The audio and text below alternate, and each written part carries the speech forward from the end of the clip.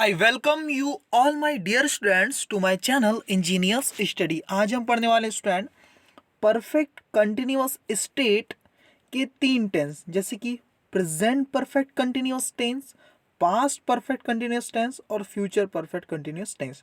तो आज के लेक्चर में सिर्फ हम प्रेजेंट परफेक्ट कंटिन्यूअस टेंस ही देखेंगे, बाकी के दो चीज़ें हम अगले लेक्चर्स में कवर करेंगे, ठीक है ना। स्टूडेंट बात को समझना है हमें, है ना। कंटिन्यूस का मतलब होता है कि कोई काम चल रहा है। परफेक्ट का मतलब होता है कि कोई काम, कोई एक्शन या उस एक्शन को करने का जो टाइम है वो खत्म हो गया, ठीक है ना। परफेक्ट का मतलब होता है या तो एक्शन खत्म हो गया या एक्शन को करने का जो टाइम था वो खत्म हो गया, ठीक है। तो यहाँ पर क्या हो रहा है, कुछ चीज खत्म भी हो रही स्टूडेंट और कुछ चीज कंटिन्यू भी चल रही। समझ में आ गया। इसका मतलब यह है कि जो सब्जेक्ट था वो कुछ समय पहले से ही काम चालू कर दिया है उसने, और प्रेजेंट स्थिति में भी काम क्या है, चालू है, और प्रेजेंट स्थिति तक आते तक, है ना, उसने कुछ काम परफेक्ट भी कर दिया। जैसे मैं बोलूँ कि मैं सुबह से एक किताब पढ़ रहा हूँ, या मैं बोलूँ कि मैं सुबह से इंग्लिश पढ़ा रहा हूँ, तो इसका मतलब क्या हुआ स्टूडेंट कि ये बात मैं अभी शाम को बोल रहा हूँ। मैं शाम को क्या कह रहा हूँ कि मैं सुबह से इंग्लिश पढ़ा रहा हूँ। इसका मतलब क्या हो गया स्टूडेंट कि सुबह का जो पास्ट का टाइम था, अब शाम के लिए तो मेरे लिए सुबह पास्ट ही बन गया ना। मैं शाम को कह रहा हूँ कुछ चीज़ कि मैं सुबह से इंग्लिश पढ़ा रहा हूँ, मतलब सुबह मेरे लिए पास्ट हो गई। तो सुबह से अभी शाम तक जो इंग्लिश पढ़ा रहा हूँ तो कुछ काम तो मैंने परफेक्ट कर दिया होगा स्टूडेंट। और पढ़ा रहा हूँ मतलब अभी भी पढ़ा रहा हूँ, इसलिए कंटिन्यूस, है ना। तो परफेक्ट कंटिन्यूस का मतलब यही होता है स्टूडेंट कि कुछ काम खत्म हो गया और कुछ काम अभी भी चल रहा है। तो देखो यहाँ पर समझो, कोई काम पास्ट के किसी समय से शुरू होकर अभी तक जारी है ना, ऐसा बताने के लिए इस टेंस का उपयोग किया जाता है। ये चीज समझना जरूरी है कि किस कंडीशन में हमें ये चीज यूज करनी है, इस टाइप के टेंस को, ठीक है ना। पास्ट से चालू हुआ था और अभी भी जारी है, ये जताना है हमें, तब इस टेंस का यूज करना है आप लोग को, ठीक है ना। जैसे कि मैं सुबह से आपका इंतजार कर रहा हूं, सही बात है स्टूडेंट। तो ये देखो, किसी समय से कोई काम अभी भी चल रहा है, देखो ना, किसी समय से मतलब सुबह से अभी तक का तो टाइम खत्म हो गया, इसलिए परफेक्ट, इतना काम तो खत्म हो गया इंतजार करने का, और अभी और चालू, इसलिए परफेक्ट कंटिन्यूस, ठीक है। कैसे बनाना है वो आप अभी देख पाएंगे, बताऊंगा मैं आपको। वह 3 सप्ताह से एक किताब लिख रहा है, ठीक है। 3 सप्ताह से एक किताब लिख रहा है। हम पिछले 2 घंटे से क्रिकेट खेल रहे हैं, सही है ना। मैं सन 2015 से अंग्रेजी पढ़ा रहा हूँ। देखो, कई बार सुबह से 2015 से, यानी पास्ट का टाइम यहाँ पर दिया हुआ है। मैं 5 साल से अंग्रेजी पढ़ रहा हूँ, सॉरी पढ़ा रहा हूँ, है ना। ये भी एक सेंटेंस हो गया, 5 साल से, ठीक है। तो आप समझ पाएंगे एक चीज को। देखो अभी आगे अगली स्लाइड में मैं आपको बताता हूँ। यहाँ देखो, प्रेजेंट परफेक्ट टेंस का फॉर्मूला क्या है स्टूडेंट, बहुत आसान है। देखो, सब्जेक्ट लिखना है, फिर हैज या हैव लगाना है, फिर बीन लगाना है, ठीक है ना, फिर वर्ब की आईएनजी फॉर्म, फिर ऑब्जेक्ट, और फिर सिंस या फॉर में से एक चीज लगानी है, फिर आपको टाइम लिखना है। अब टाइम दो टाइप से हो सकता है स्टूडेंट। टाइम, अगर आपका जो टाइम है स्टूडेंट वो पास्ट का कोई पॉइंट ऑफ टाइम है, पॉइंट ऑफ टाइम है, तब आप सिंस लगाओगे। और दिया गया जो टाइम है वो ड्यूरेशन में पूरा काउंट करके बताया गया है, तब वो आप क्या लगाओगे, फॉर लगाओगे। अभी आपको समझ में आ जाएगा। देखो, और हैज़ या हैव का रूल तो पता है, अभी समझाता हूं मैं। हैज़ किसके साथ आता है, जब सब्जेक्ट ही, सी, इट, किसी का नाम, जैसे राहुल, मोहन, सुरेश, या फिर कोई भी सिंगुलर सब्जेक्ट हो, जैसे गर्ल, बॉय, है ना, मैन, इस टाइप के एनी सिंगुलर सब्जेक्ट हो, तब हैज़ लगाना है, ठीक है। हैव कब लगाना है, जब सब्जेक्ट आई, वी, यू, दे, या फिर गर्ल्स, बॉयज और एनी प्लूरल सब्जेक्ट हो, तब हैव लगाना है, ठीक है। हैज़ और हैव का नियम तो हमें पता ही था। अब सिंस और फॉर का जो रूल है वो हमें समझना है। सिंस कब लगाएंगे, पॉइंट ऑफ टाइम, पास्ट के किसी समय में, है ना, एक्शन के शुरू होने का समय बताना है, बस पास्ट में कब शुरू हुई थी। जैसे मैं इंतजार कर रहा हूं तो सुबह से इंतजार कर रहा हूं, मतलब पास्ट का, है ना। मैं बोला 2010 से मैं इंग्लिश पढ़ा रहा हूं, तो पास्ट का एक टाइम बता दिया, सही बात है स्टूडेंट। जैसे सुबह से, सन 2010 से, बचपन से, है ना, जनवरी से, लास्ट ईयर, मतलब लास्ट ईयर का मतलब होता है पिछले साल से, यानी पास्ट का जो टाइम है पिछला साल, है ना, वहां से। समझ में आ गया। अभी आपको समझ में आएगा। लास्ट वीक भी बोल सकते हो, पिछले सप्ताह से, लास्ट मंथ, है ना, लास्ट डिकेट्स, ऐसा भी आप बोल सकते हो, तब आप सिंस लगाएंगे, ठीक है ना।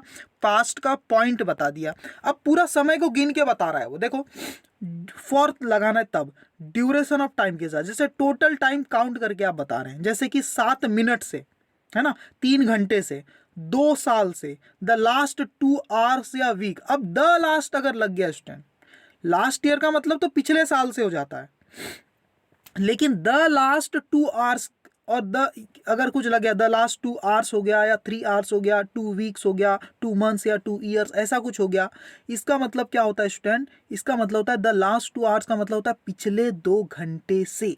तो यहाँ आपने ड्यूरेशन बता दी ना, कब से, 2 घंटे से। समझ में आ गया? जैसे कि द लास्ट ईयर का मतलब होता है पिछले 1 साल से, और ओनली लास्ट ईयर का मतलब होता है पिछले साल से। तो पिछले साल मतलब पास्ट में जाती है चीजें, और द लास्ट ईयर का मतलब होता है पिछले 1 साल से, इसलिए ये प्रेजेंट में ये फॉर लगाना पड़ता है, ड्यूरेशन बन जाती है यही चीज। समझ में आ गया? तो ये थोड़ा सा आपको ध्यान में रखना है, सिंस कहाँ लगाना है और फॉर कहाँ लगाना है, बस इतना ध्यान में आपको रखना है। ठीक है ना? ये मैंने आपको बता दिया रूल। ठीक है ना? और फॉर्मूला आपके सामने है। ठीक है। अब देखो कुछ एग्जाम्पल, है ना। जैसे मैं सुबह से आपका इंतजार कर रहा हूं, सुबह से, है ना। तो देखो सबसे पहले तो मैं आपका इंतजार कर रहा हूं, इसको क्या बोलेंगे? I have been waiting for you. I have been waiting for you. अब सिंस मॉर्निंग लिखेंगे कि फॉर मॉर्निंग लिखेंगे? सिंस क्या स्टूडेंट? पूरा टाइम को काउंट करके थोड़ी बताया, कब से कर रहा हूँ, स्टार्टिंग पॉइंट बताया सुबह से, तो इसलिए क्या आ जाएगा? सिंस मॉर्निंग आ जाएगा। ठीक है स्टूडेंट। वह 3 सप्ताह से किताब पढ़ रहा है, पूरे टाइम को काउंट करके बता दिया 3 सप्ताह से, है ना। तो यहाँ पर फॉर लगाएंगे, ही के साथ हैज आता है, आई के साथ हैव आता है, तो वो भी रूल यहाँ पर फॉलो करना है। He has been writing a book for 3 weeks, है ना। हम पिछले 2 घंटे से क्रिकेट खेल रहे हैं, पिछले का मतलब हो गया फॉर द लास्ट 2 आवर्स। समझ में आ गया? We have been playing cricket for the last 2 hours. मैं सन 2015 से पढ़ा रहा हूँ, अंग्रेजी पढ़ा रहा हूँ। ठीक है ना? 2015 से अंग्रेजी पढ़ा रहा हूँ। अब स्टूडेंट मैंने 2015 से अंग्रेजी पढ़ाना स्टार्ट किया और 2020 आ गया। अब क्या आ गया? 2020। तो मैं तो ऐसा भी बोल सकता था ना कि मैं 5 साल से अंग्रेजी पढ़ा रहा हूँ, पूरा काउंट करके बताता, तो लेकिन मैंने काउंट नहीं किया, मैंने स्टार्टिंग का पॉइंट बताया कब से पढ़ा रहा हूँ, इसलिए मैंने क्या बोल दिया? मैं सन 2015 से अंग्रेजी पढ़ा रहा हूँ। I have been teaching English since 2015। या फिर पूरा काउंट करके बताना है कि अभी तक मुझे कितना समय हो गया पढ़ाते हुए, तब मैं क्या बोलूँगा स्टूडेंट? मैं बोलूँगा I have been teaching English for 5 years. ये लिखा हुआ है, फॉर 5 ईयर्स। समझ गए स्टूडेंट? ओके। अब कुछ एग्जाम्पल देख लेते हैं। अब यहाँ पर ये कुछ कंफ्यूजिंग चीजें हो सकती है आप लोग के लिए, इसको आप समझ लो, क्लियर कर लो, है ना। देखो क्या है, मैं 3 साल से अंग्रेजी पढ़ा रहा हूं, इस सेंटेंस को इंग्लिश में ट्रांसलेट करना है तो 2 तरीके हैं स्टूडेंट। ये भी एक सेंटेंस है, ये भी, ये अलग केस है ना, ये अलग केस है। समझो ये शुरू के 2 सेंटेंस में क्या अंतर है बताओ। I have been teaching English for 3 years, मतलब मैं 3 साल से इंग्लिश पढ़ा रहा हूं, और यहां पर हो गया I have taught English for 3 years. दोनों में अंतर क्या है? आप बोलेंगे सर ये सेकंड में 3 साल हो गए पढ़ाते हुए, लेकिन अब एक्शन खत्म हो गया, अब वो नहीं पढ़ा रहा है, ऐसे ही सोचेंगे आप। ऐसा नहीं है स्टूडेंट, दोनों सेंटेंस का मीनिंग सेम है स्टूडेंट, सेम। इसमें भी एक्शन अभी चालू है, 3 साल से पढ़ा रहा है लेकिन अभी भी पढ़ाना चालू है। इसमें भी 3 साल से पढ़ा चुका है लेकिन अभी भी पढ़ाना बंद नहीं किया, अभी भी चालू है। दोनों में एक्शन अभी भी कंटिन्यू है, लेकिन इस तरह से 2 तरीके से बनाने में फिर डिफरेंस क्या है मीनिंग में? एक हल्का सा डिफरेंस स्टूडेंट, देखो ये ब्रैकेट में मैंने लिखा है। जब आप इस टाइप से बोलते हैं ना किसी को, इसका मतलब है कि आप एक्शन की कॉन्टिन्यूटी पर जोर दे रहे हैं, है ना, कि एक्शन अभी भी चल रहा है, इस बात पर आप फोकस कर रहे हैं, है ना। तो इसको आप हिंदी में अगर मीनिंग निकाले, इसका मतलब क्या होगा? मैं 3 साल से इंग्लिश पढ़ा रहा हूं, मैं 3 साल से इंग्लिश पढ़ा रहा हूँ, मतलब इंग्लिश पढ़ा रहा हूँ अभी भी, इस बात पे जोर है। और इस सेंटेंस का मतलब हो गया मुझे इंग्लिश पढ़ाते हुए 3 साल हो गए, मतलब आप 3 साल खत्म हो गए, इस बात पे ज़्यादा जोर डाल रहे हैं, इसलिए आप इस तरीके से बोलते हैं I have taught English for 3 years, मैं 3 साल से इंग्लिश पढ़ा रहा हूँ, मतलब 3 साल बीत गए, ये ज़्यादा इंपॉर्टेंट है। और यहाँ पर अभी भी इंग्लिश पढ़ाना चालू है, ये बात ज़्यादा इंपॉर्टेंट है पहले सेंटेंस में, समझ गए। लेकिन अगर मुझे ये बोलना है कि मैंने 3 साल तक इंग्लिश पढ़ाई है और अब नहीं पढ़ाता, अगर मुझे इस टाइप का सेंस कन्वे करना है, तब क्या कहेंगे स्टूडेंट? तब आप बोलेंगे I taught English for 3 years, मैंने 3 साल तक इंग्लिश पढ़ाई है लेकिन पास्ट में ही एक्शन खत्म हो चुका है, अब वो नहीं पढ़ाता। समझ में आ गया? मैं 3 साल तक इंग्लिश मैंने पढ़ाया था, जैसे किसी स्कूल में 3 साल तक मैंने इंग्लिश पढ़ाया, अब वहाँ से मैंने पढ़ाना बंद कर दिया स्टूडेंट। अब कोई मुझे कभी पूछेगा तो मैं क्या बोलूँगा? I taught English for 3 years in this school. समझ गए? ऐसा मैं बोल सकता हूँ, ओके, क्योंकि एक्शन खत्म हो चुका है। समझ गए ये थोड़ा सा डिफरेंस, है ना? ठीक है, स्क्रीनशॉट ले लीजिएगा। अब यहाँ पर देखो, अब ये कुछ सेंटेंस स्टूडेंट आप क्या कीजिए, इसको खुद से देखिए कैसे क्या लिखा हुआ है ना, पढ़िए इसको, है ना। मैं सुबह से आप उसका इंतजार कर रहा हूँ, वो अभी तक नहीं आया। I have been waiting for him since morning, he hasn't come yet, है ना। मैं तुम्हारा सुबह से इंतजार कर रहा हूँ, तुम्हें इतनी देर क्यों हुई, I have been waiting for you since morning, why are you so late. तो इस टाइप के कुछ सेंटेंस है, आप यहाँ देख लीजिए आजकल, है ना।